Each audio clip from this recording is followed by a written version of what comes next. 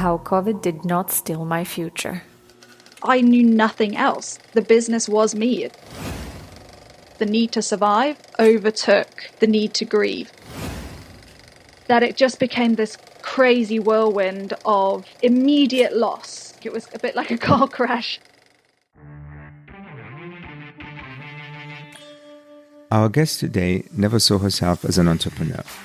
She was just Kate Shepherd, who at the age of 18 and fresh off the boat from England, started something different, a decor and design business for weddings in South Africa.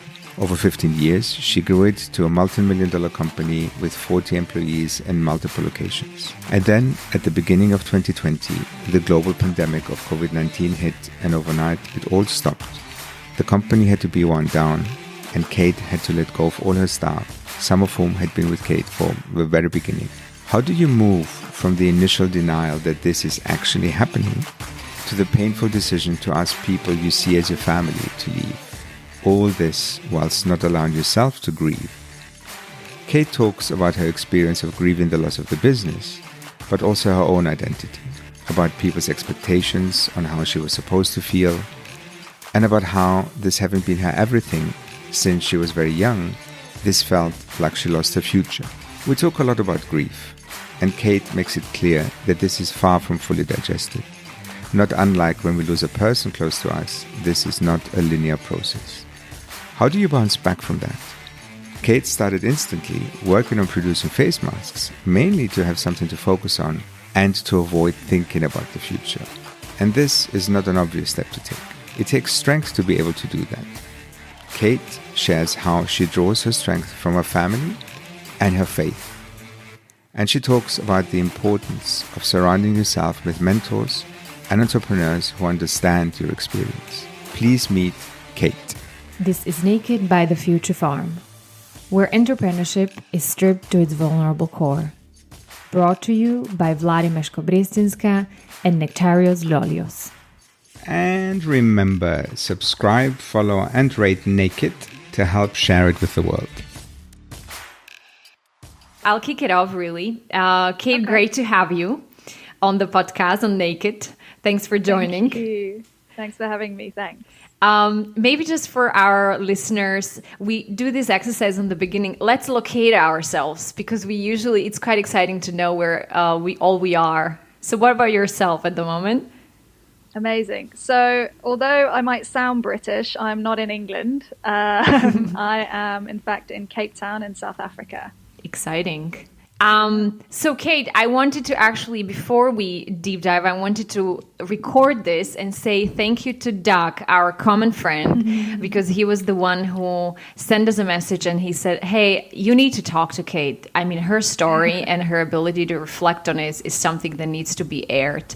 And that's where we met, right? And where we started together. So Doug, thank you very much. We are indeed recording. For the connection, exactly. Sure. What we do know is that you've been building your business for about 15 years and you started when you were 18. Did I get that correct? Yes. You did. Okay, so long 15 years being in hospitality business. So you had two design businesses, right? Or two branches. Yeah. Correct. And we've met when you were in the period of life where you were already starting another business as your previous one, the business design business, was hit by COVID, which forced you to a pretty brutal decision, which was to close your 15 years old business. Yeah.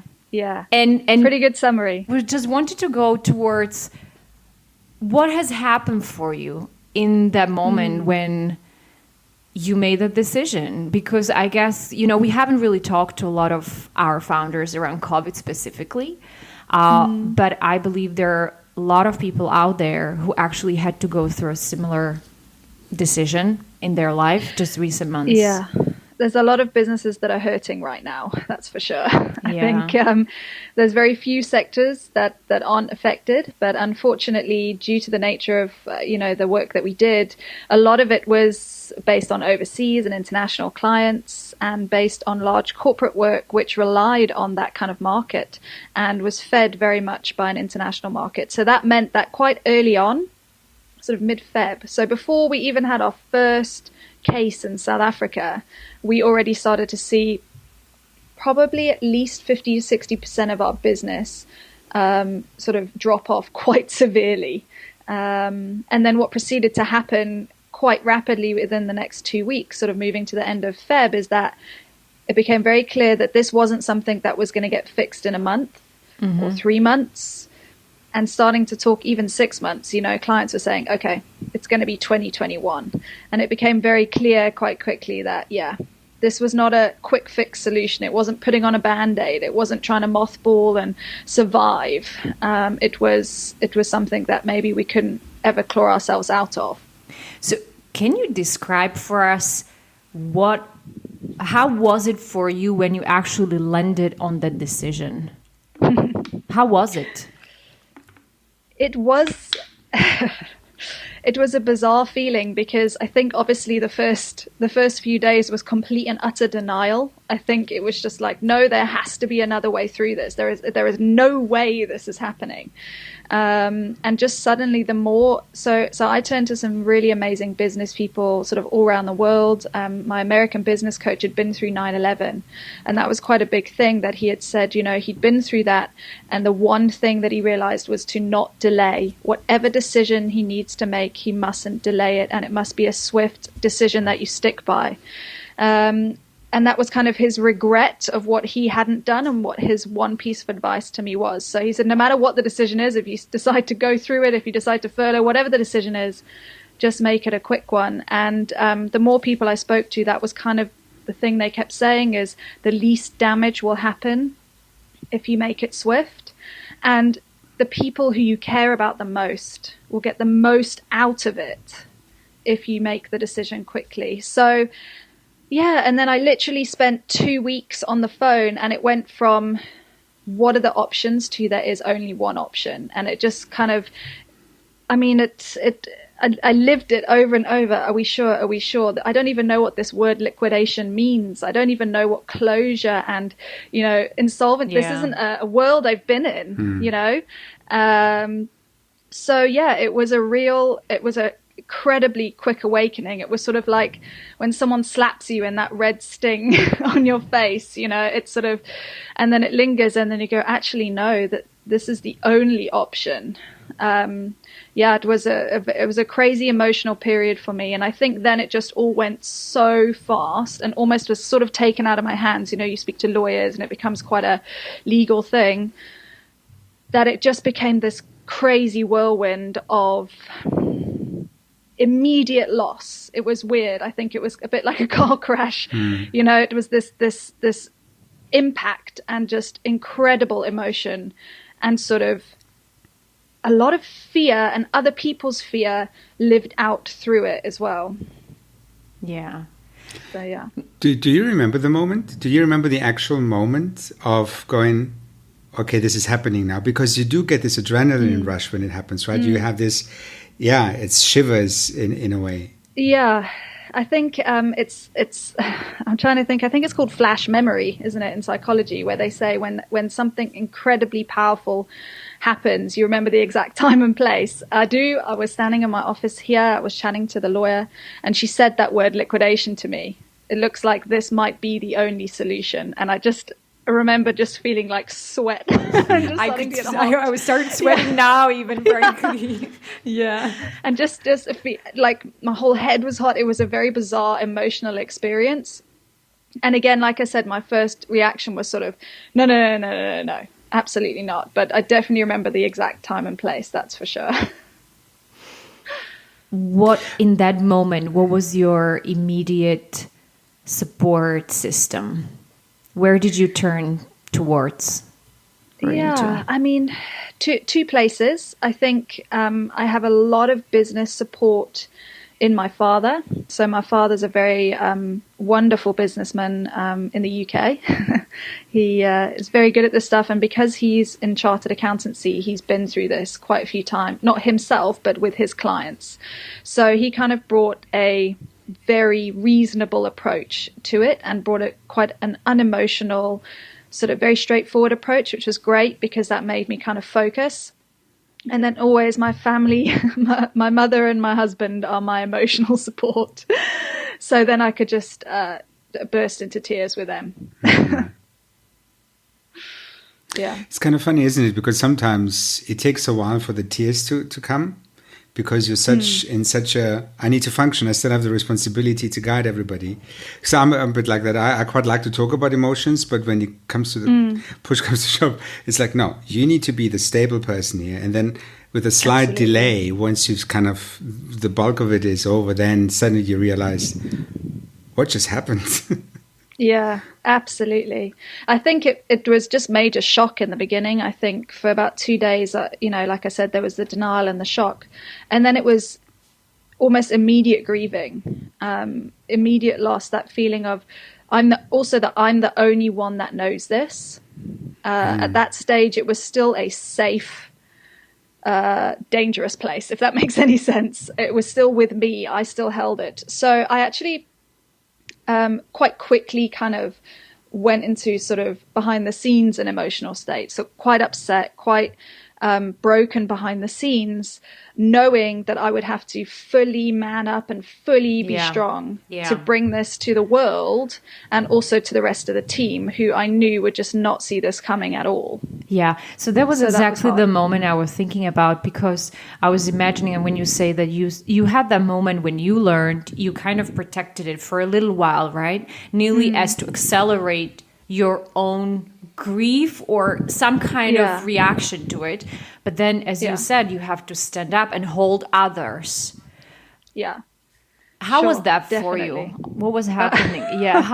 What was happening for you then? Yeah, no, that was by far probably in my life one of the most difficult things I have ever been through. I knew we were an incredibly close team.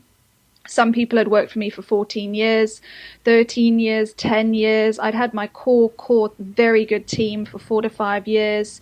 And, in the past, I'd very much as an owner sheltered them from a lot of decisions and back end stuff. I was not somebody who liked to air a lot of the worry.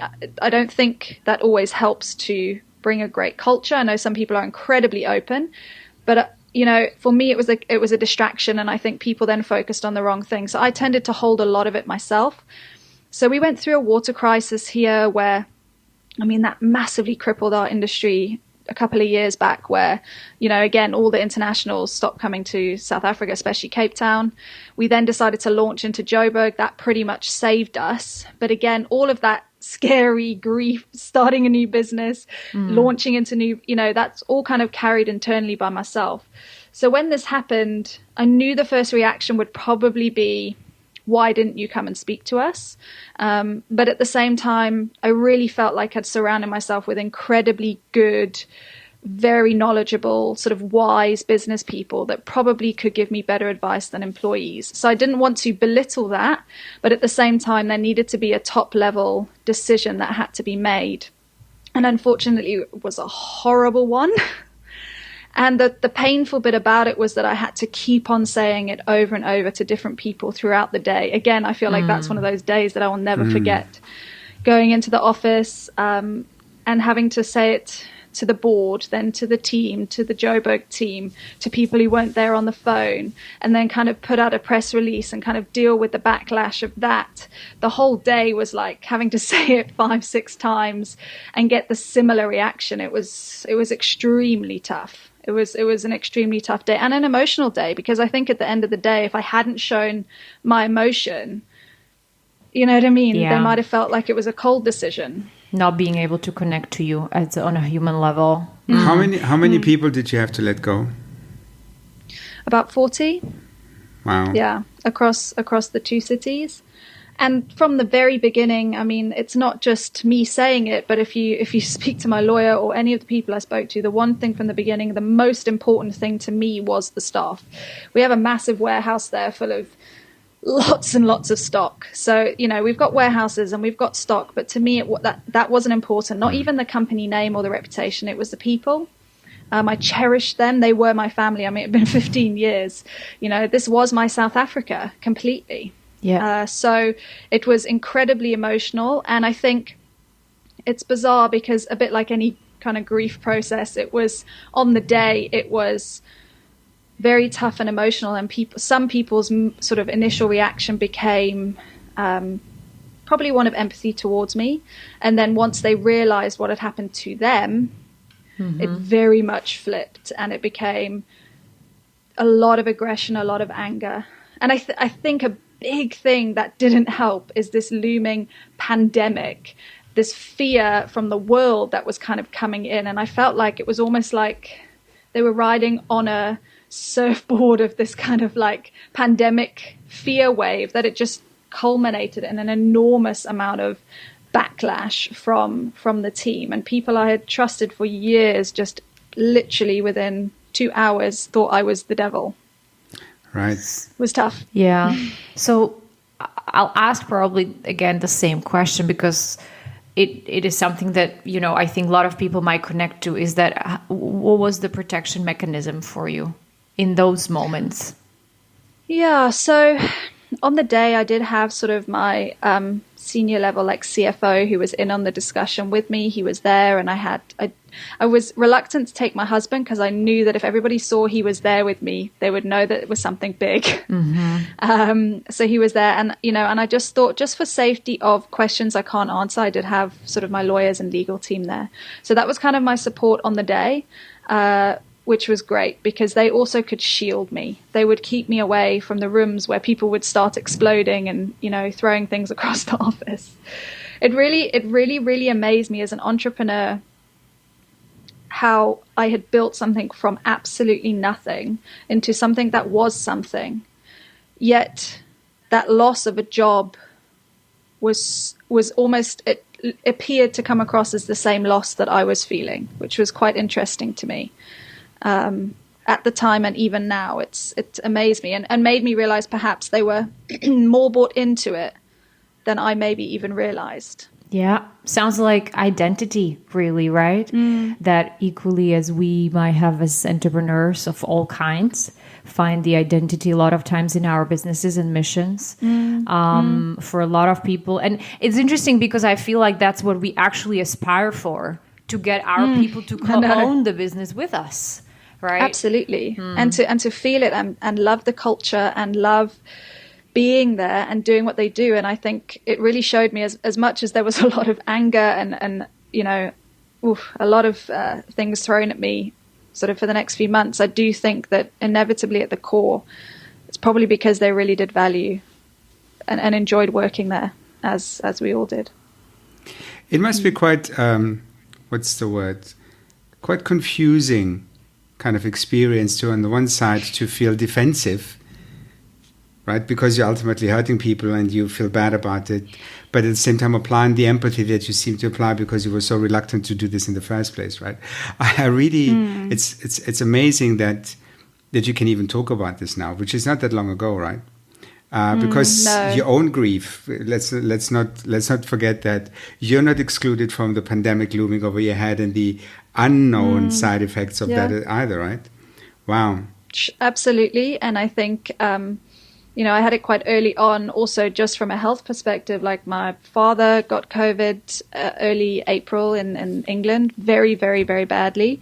He was fortunate to come out of it. Yeah, to come out of it. So he fortunately is sort of back alive and kicking now, and my brother's a medical doctor in London, so it was inevitable that he was going to get it. So, and that all kind of happened at the same time, and it was sort of this whole amalgamation of all these things happening, and so it was a lot. And then having two very young children that really had no clue what was going on, absolutely no clue, and trying to shield them from mom being a blubbering mess. I think that was by far the hardest part of it, was to sort of, I couldn't show my grief, you know what I mean? And every day there was another person on the phone, either screaming, saying, what the hell, you know, what is going on?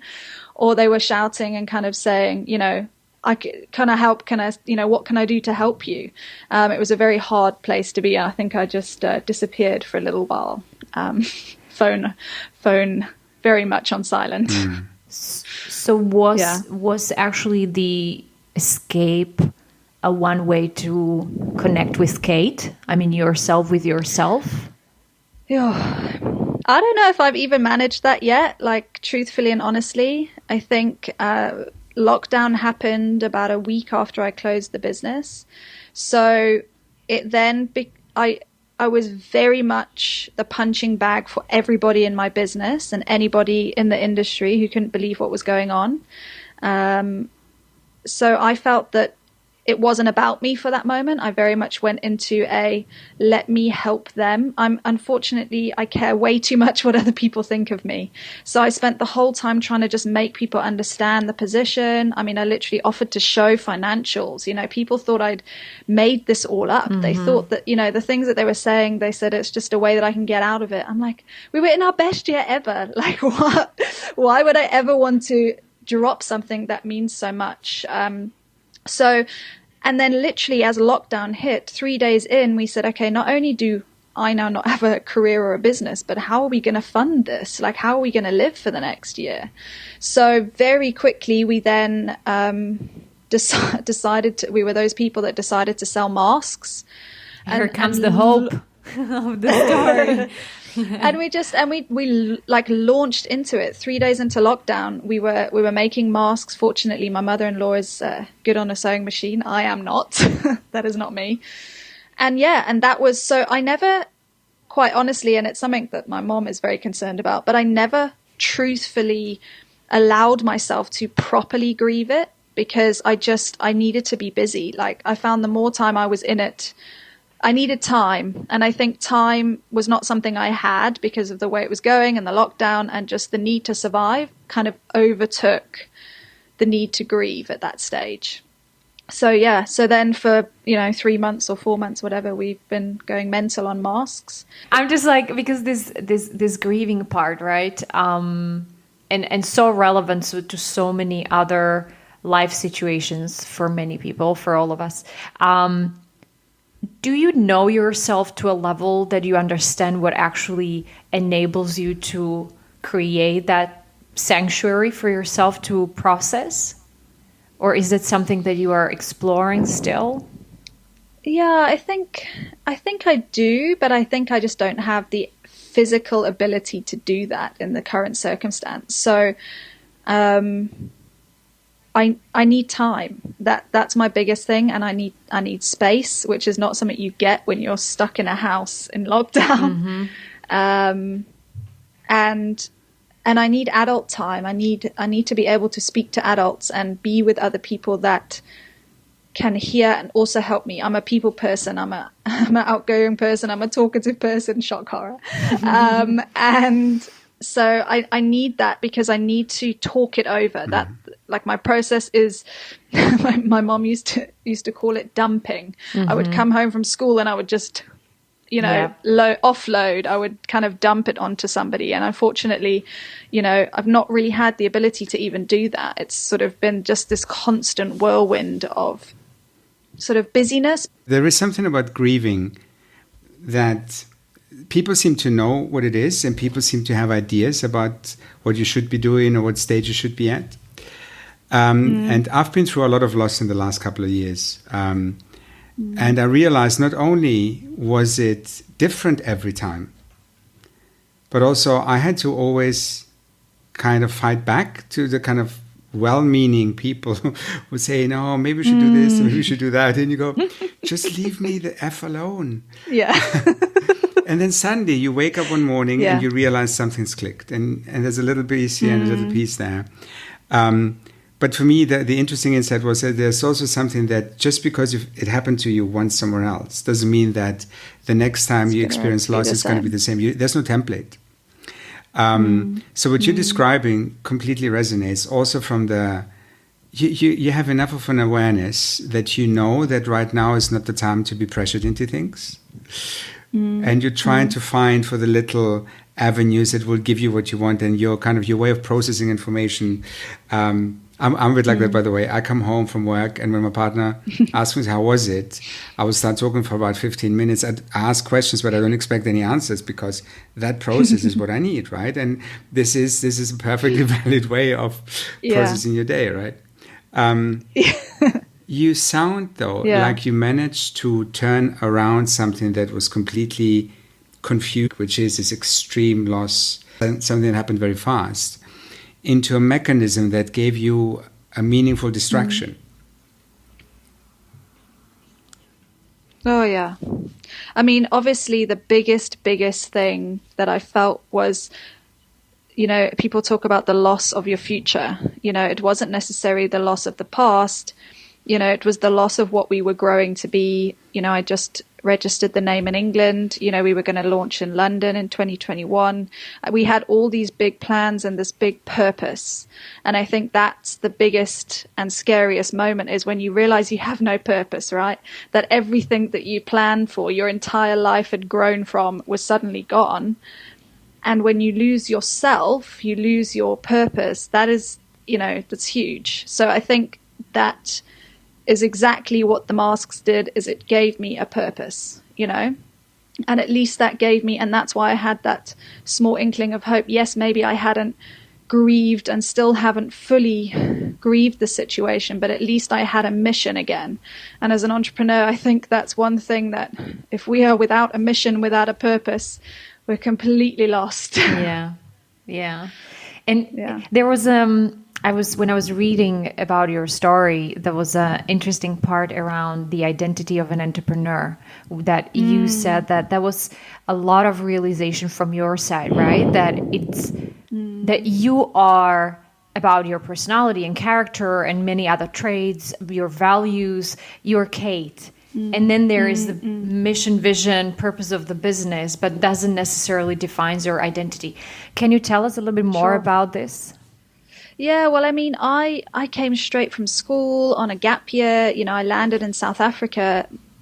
I was still technically a child. So my entire adult being had been this business.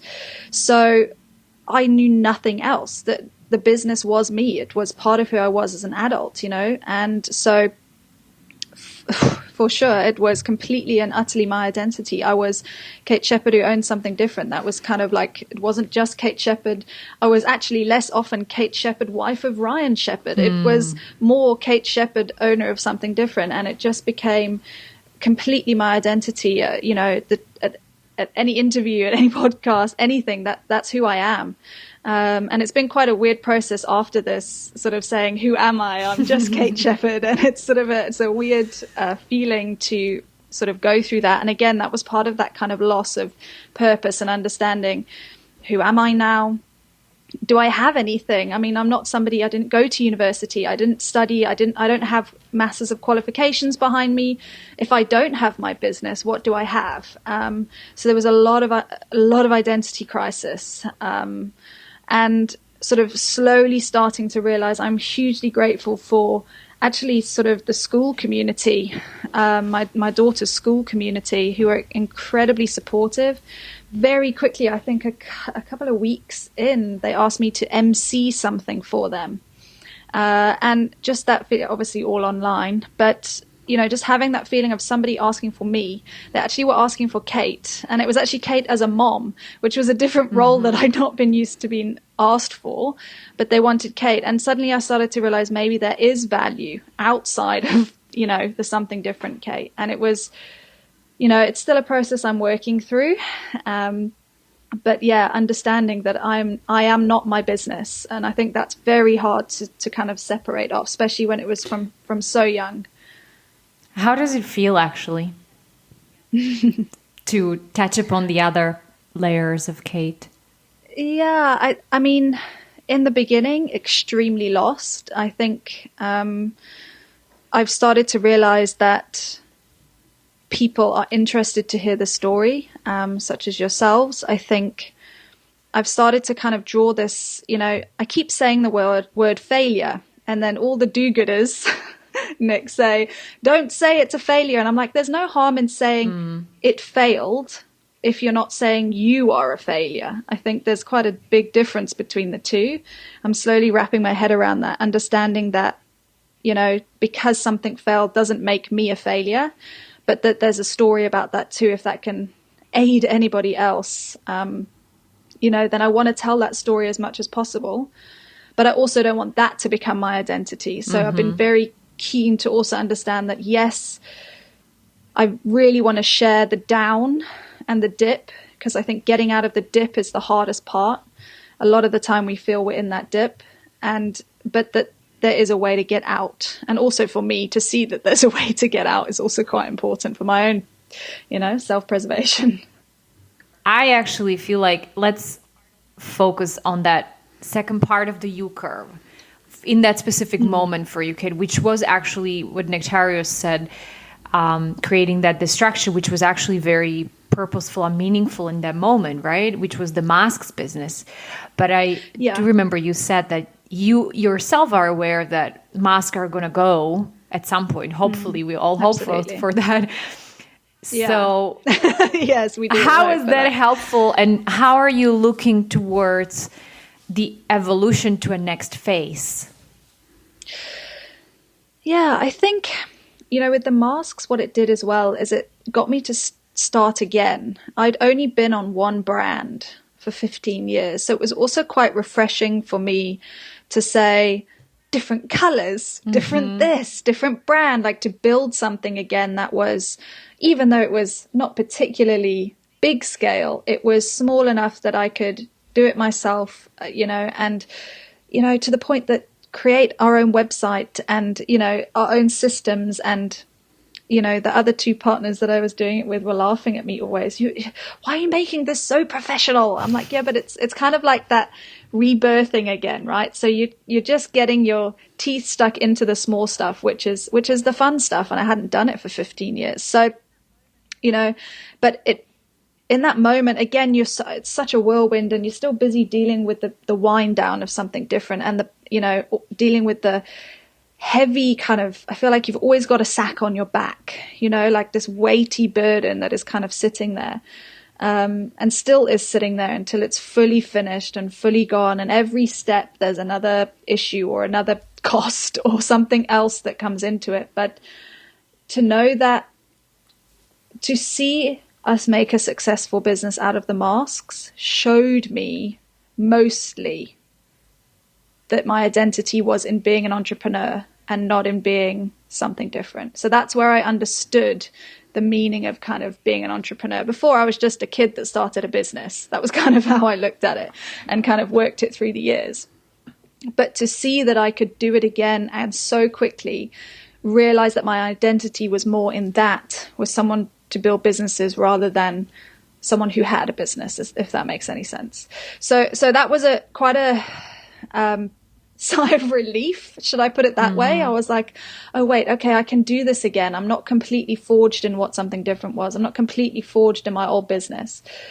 So that was fantastic. But also knowing, I had a lot of anxiety knowing that the masks wouldn't last forever, and what on earth am I going to do next? It's a phase. What on earth am I going to do next? And, I'm not sitting in a luxurious position where I've got, millions and millions in the bank account.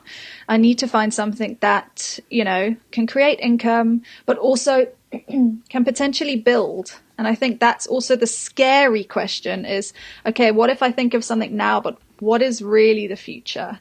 People ask you that literally the moment I put out that press release that it was closed, people would text message me saying, so what are you going to do next? I'm like, it's when you get married and before you've even, cut the cake, they're asking when you're having your kid.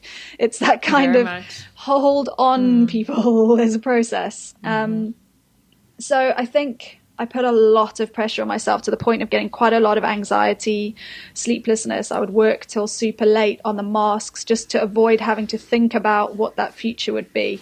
Knowing also that there is no actual industry in what I used to do at the moment. So also knowing that whatever I think of, hospitality is not going to be back to its, to its old self till next year, and what state it's in, we won't know. So, there was a lot of pressure and a lot of discomfort in knowing that there wasn't really a good industry, that it'll be probably pretty cutthroat, but that's all I know. So that was quite scary. And also knowing that when I say I'm a quick recoverer, I mean like I kind of process, put away, move on. I'm that kind of person, and I'm an incredibly emotional person. And I mean, I drove to the office the other day to let someone in and I cried, and I drove away and I cried. So it's not a state of not managing the process, but knowing there had to be a future, I kind of said, okay, what is that future? It will be in something design based again. Let's create a brand that it could be very vast. We'll figure out what it's going to be when we get there. So I started to create a brand, which again was exciting. And in that going, I am also not confident. I'm not confident at all to sell myself. And I think that's where we're at with kind of the grieving process. I am not there yet. I am not here to go, book Kate, she's the best. Like, she's going to design the hell out of your event. You know, I am not at that stage where I can sell myself yet. So I knew I had to create a product, because I can sell a product. That's fine. We can punt a product because it's not me. You keep talking very casually about how you just did a lot of the things that you did in Something Different with the mask business, and you apply the same knowledge that you have, but you're still struggling to value that publicly. I mean, your accusation of being too professional just shows that over the 15 years with Something Different, you've managed to build a lot of experience that you then just used, right? And you're talking about, okay, we need to do something that's design-based, but we're building the brand first. And these are the questions that an early stage entrepreneur would just struggle with so badly, right? And it's just fascinating to see that you just have this disconnect, right? Because at some point the two will come together. I mean, it's clearly a given. Yeah. And I think it's this insecurity issue on my own part, and a sort of lifelong imposter syndrome where I've kind of winged it. That's how I feel. So, you know, anything that I'm doing feels like I'm winging it, but actually, you know, I suppose there's experience behind it all. I remember sitting on my first panel on VC investments, and I didn't come from the VC world, but as an accelerator, we were involved in investments, and I felt so fish out of water. But guess what? I can talk a good game. And at the end of it, people came up to me and congratulated me. And I thought, I mean, imposter syndrome is an understatement. So, but isn't it part of the game, right? It's. I think it's for all of us. Indeed. Yeah. Indeed. And, you know, relevant kind of reflection to the period you went through and through the dip, and then how you kind of went through the new adventure, but also just today. I'm curious, what is your coping mechanism? What is your well-being practice? Are there anything practical will be useful?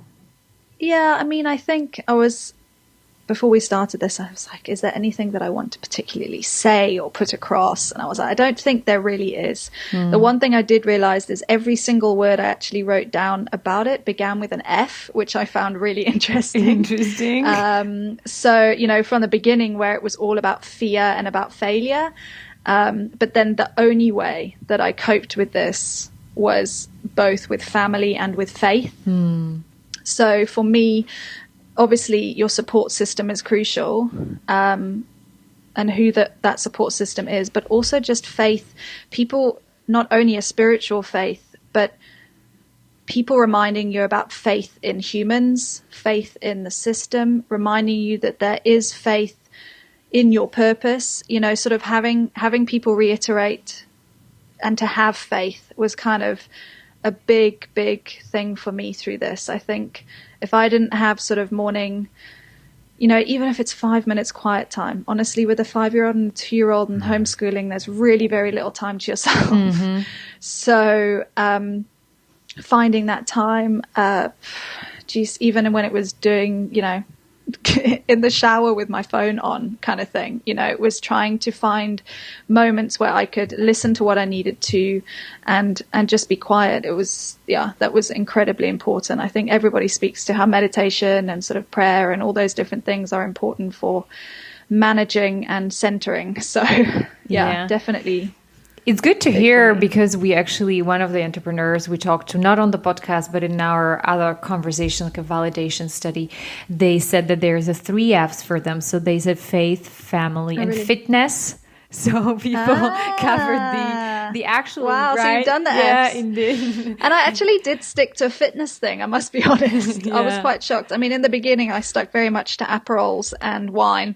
But by the second month of lockdown, I very, very much focused on fitness. My husband started running marathons around the house, which made me feel a little bit guilty.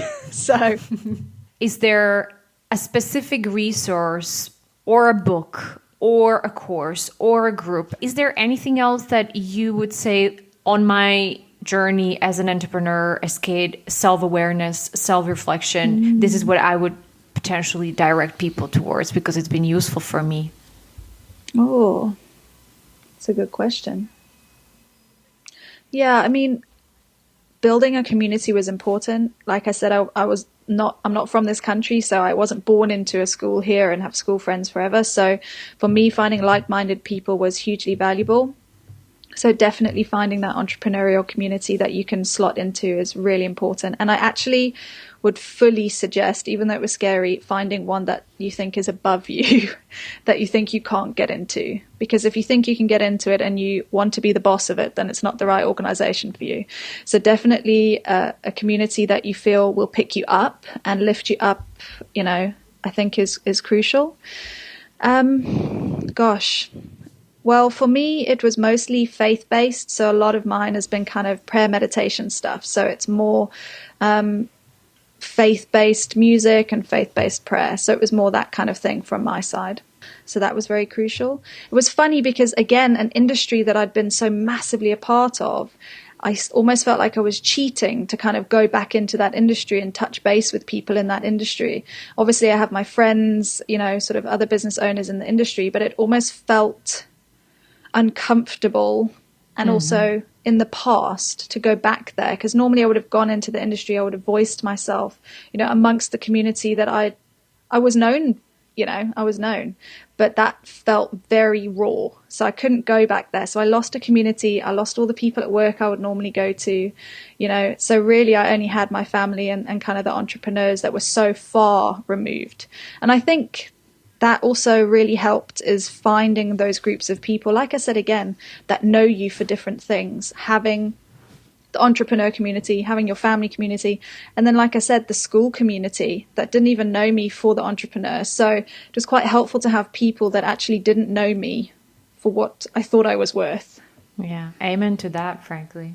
I was just reading a post from a friend, Erica Young, who is studying this complexity of network system and the benefit of it. And she just, in that post, she said that don't wait for others to nurture the different relationships you have in life and meet new people, be proactive, reach out to different networks, and that hugely impacts the quality of your life. And I just remember, because many times I'm like, why is nobody texting? Or I'm just like, they don't really care. And then I'm like, no, go out there, reach out to people and reach out to the networks that, as you said, not necessarily are, the obvious ones in which you kind of even like create a bias and conformity bias for each other. So I think that's something, and I think you so often, you long for someone who's just like you, right? So that you can find somebody that you can complain to about being, a partner or a mom or a business owner. And it's so rare to find those. And what I did realize is you just have to kind of shoot it into the different communities. I'll complain to the moms about the mom stuff. I'll complain about, you have to very much segment yourself. And again, even friends, I adore my friends, but they didn't understand what losing a business was like. They could see my grief, and some of them were unbelievable at supporting my pain. But the physical loss of a business was just not something that they could really understand. So they also they didn't understand how to also, make me feel better about it. So it was also strange to kind of lean on different people for different sort of portions of the emotion. It's wonderful to see that in your first period of your life, which is something different, which was kind of accidental entrepreneurship. You fell into this, but now when you talk about the mask business or when you talk about the next step, you kind of still have a little bit of I'm still an accidental entrepreneur kind of chip on your shoulder, right? But you're not, right? Yeah, for sure. It's just talking about this with such confidence and such eloquence. No. Right? It's clearly that there's something there that you're still struggling to kind of take a step back and have a slightly dispassionate view, and probably because the grief is also clouding things, right? 100%. But for us, sitting on the outside and listening to you talk, it's really inspirational to see somebody who's got that. Because the easiest question would be, why did you look for a corporate opportunity? And every person who has that kind of mindset would go, what the hell are you talking about? This is never going to happen, right? A what? A what? Yes. A job? No, I think, it's been, I must be honest, I spoke to a few people in the beginning and, even people that did offer me jobs. I've had even people in the EO offering me jobs. And it was a horrifying thought to me. Not in that I don't want to, wouldn't want to have a career and I would for sure like to have money. But I don't know. I think I am so used to not just being in control, but being so completely passionate about something that I know that I trust. Do you know what I mean? Like I trust the brand that I build. I trust what I'm doing. I don't know. I've never done it. I don't know if I'd be able to do that for somebody else. So actually, first of all, I wanted to thank you from both of us, but also the people that are listening to this episode for such an incredible ability to really reflect on something which has not happened such a long time back, right? And it still feels very raw. And just looking at you, I can, sense the emotion come through the camera and through the mic. So thank you for that, because there is a lot of learning in there for many of us. And also, I would like to wish for you that you will have soon enough the possibility to create a space for you to do whatever you need to do. As Nectarius was saying, nobody really knows how the grieving, there is no template, right? But that space and time, as you were saying, seems very precious for you. So hopefully it will come your way soon. I hope so. Yeah. Thank you. It's been nice. I think the one thing I have found is that everybody has a story. Everybody has a crisis at the moment. Everybody is kind of dealing with things. But I do think there is some comfort in knowing that there are other people that are also going through tough times. Do you know what I mean? And I think that it is tough. And this has been the hardest 6 months of my entire life. But also to know that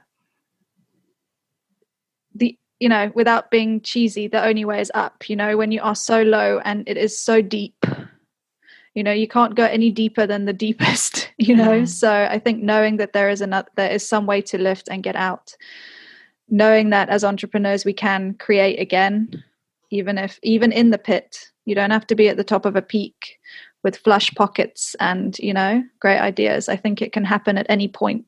And I think knowing that you can,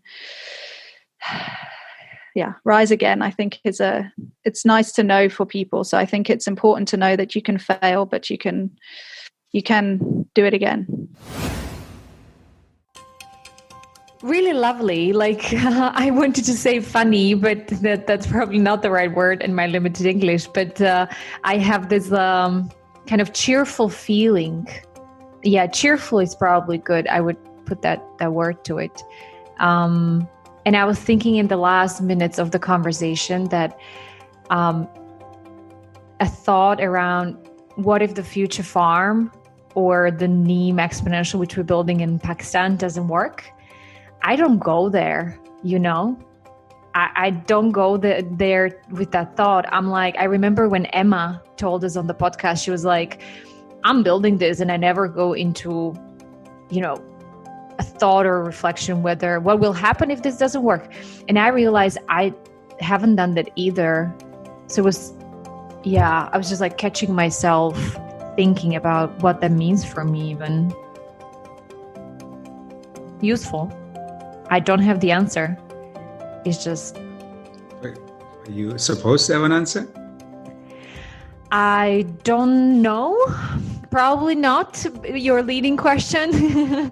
But it just, the fact that I realized that I just started with this and I go with this idea of like, okay, future farm is going to exist and it's going to be successful in what success means for us. I think we spent some time actually in unpacking that. So, we did talk about mortality in a different context of a human being, right? And I go there quite often. in a different context, I go very little towards mortality of our businesses. So it's just something I think I will reflect on in maybe, I'm not sure if those next few days, but at some point.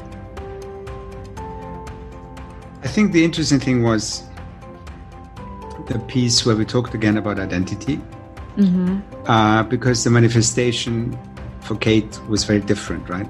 It's like I've never known anything else. This was the first thing that happened to me rather than the first thing I did, right? But in the context of what you just said is, I don't look, and maybe it's an age thing, but I don't look my life only deriving in from what I do. So the mortality of the business I'm involved with, from that perspective, it doesn't mean that I care less about it. But I kind of look at it as like, if we don't pull it off, it doesn't diminish my worth. Yeah. No, I totally hear you. I totally hear you.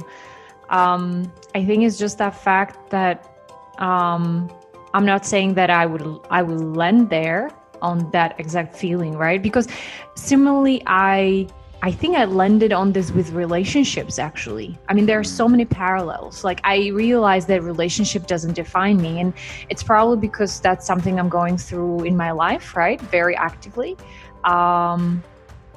It's just interesting that I haven't yet went there in relationship to our businesses. So I wanted to ask you, what did it take from today? So I was trying to figure out, when she was talking about the 15 years, that was everything. The only way, the piece that I could relate to was my first relationship that was 17 years.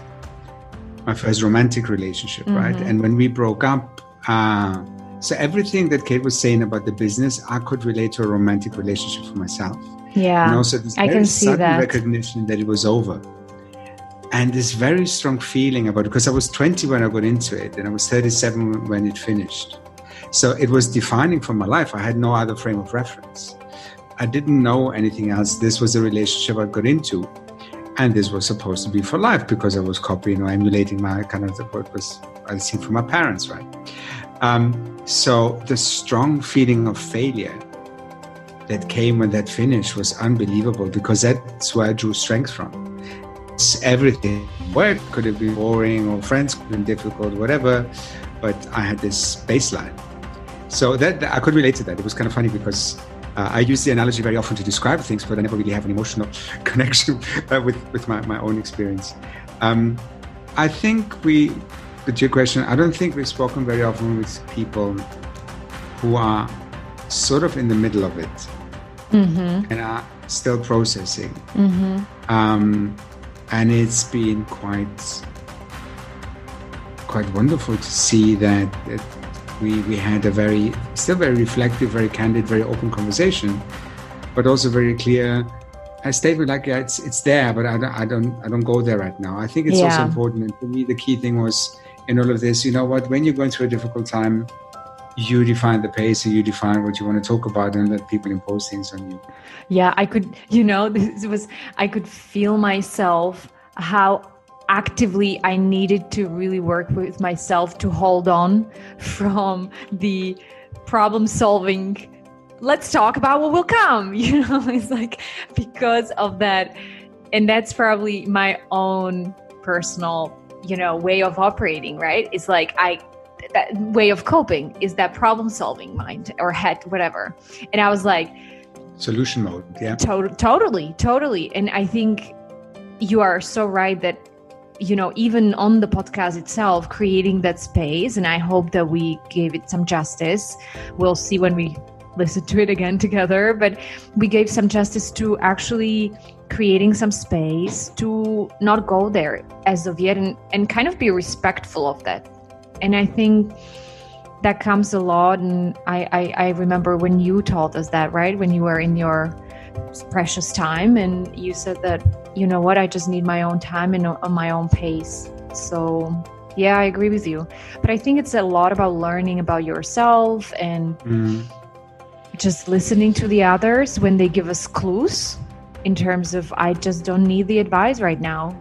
The actual reflections. One thing that I'm trying to find the right word, something that worked for me really well was having somebody who talks very eloquently about faith without it being preachy, because I respond very negatively because of my baggage to somebody who talks about religion. So somebody who's able to articulate the way Kate did, how her faith helped her through this and the tools she used to support this, by being very respectful and being very much, this is my world, these are the tools I use, this works for me. Because I've experienced religion and faith-based people a lot in the way of it should also work for you. Yeah. And it just made me respect her even more. I think comes or relates to all different aspects of what we were discussing, right? The similar one in terms of like the fact that those tools worked for me or for you doesn't mean that I need them. You've been listening to Naked by The Future Farm, where entrepreneurship is stripped to its vulnerable core.